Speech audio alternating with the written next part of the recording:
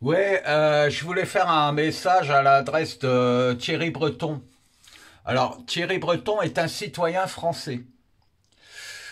À aujourd'hui, dans les réglementations, on ne peut empêcher les systèmes de fonctionner pour la sécurité des personnes. C'est-à-dire que à aujourd'hui, tous moyens qui sont mis à la disposition des personnes peuvent être utilisés pour lancer une alerte ou un appel au secours. Si une personne considère que sa vie est en danger, elle doit pouvoir utiliser tous les moyens de communication qui existent, sans aucune distinction d'aucune sorte.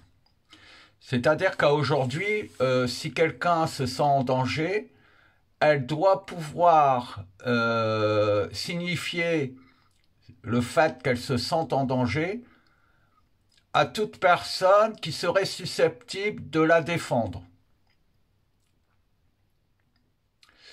Les personnes qui sont susceptibles de défendre les citoyens, il y en a de trois ordres. Le premier ordre, c'est ses voisins, c'est-à-dire la population elle-même. Chaque être humain sur Terre a légalement, naturellement, le devoir de secourir quelqu'un qui est en danger. Pour qu'elle puisse être susceptible de le secourir, encore faut-il qu'elle soit informée de ce danger et de cette alerte de la part de la personne. En deuxième instance, il y a les services de l'État. C'est-à-dire que les services de l'État institutionnels doivent pouvoir être informés de toute demande d'aide, de toute demande de sauvegarde et de toute demande SOS. C'est obligatoire. En troisième lieu, le dernier rempart de sécurité pour la population, c'est l'armée, qui, elle, agit en dehors de toute loi et de toutes institutions, à part ses propres lois et ses propres codes militaires. À aujourd'hui, Monsieur Breton, vous indiquez clairement que vous allez faire en sorte que les messages d'alerte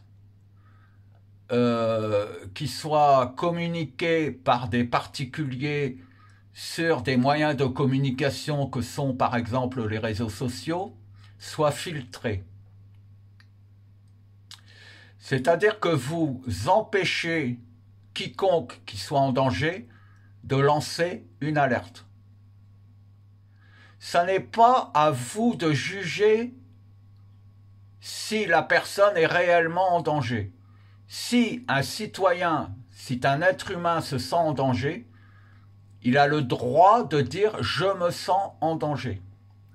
Si vous mettez en place des systèmes qui vont brider cette capacité que nous avons à communiquer, non pas nos craintes, mais nos réalités, vous prenez en charge le fait de bloquer aussi ces messages d'alerte, non seulement aux citoyens, mais en plus au service de l'armée, qui est là pour intervenir en urgence dans le cas où c'est nécessaire, ou même dans le cas où c'est demandé. Quand on appelle les pompiers sont obligés de se déplacer. Ils n'ont pas à savoir si la personne est vraiment malade ou pas. Ils doivent aller sur place, de toute façon. Eh bien, en coupant nos capacités de nous défendre ou en coupant les capacités que nous avons à lancer nos SOS, vous agissez contre notre vie. Vous agissez contre l'humanité, c'est-à-dire que vous agissez en totale contradiction avec les lois naturelles. Celui qui agit en contradiction avec les lois naturelles n'est pas jugé par les institutions, mais il est jugé par les lois militaires. Et toute personne qui empêche une personne d'alerter sur le fait qu'elle se sent en danger, pour elle, c'est la peine capitale. Aujourd'hui, par exemple, des agriculteurs sont au bout du rouleau. Les raisons pour lesquelles ils en arrivent à l'extrémité de se suicider, il ne m'appartient pas de les comprendre.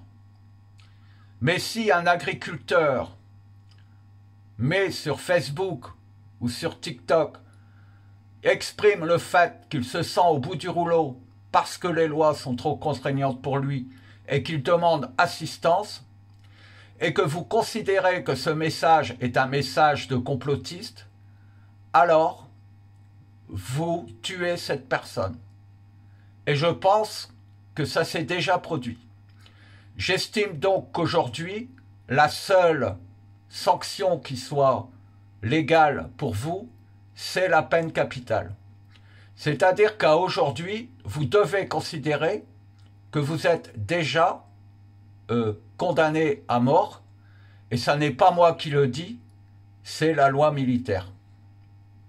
Voilà, monsieur Breton, je vous embrasse.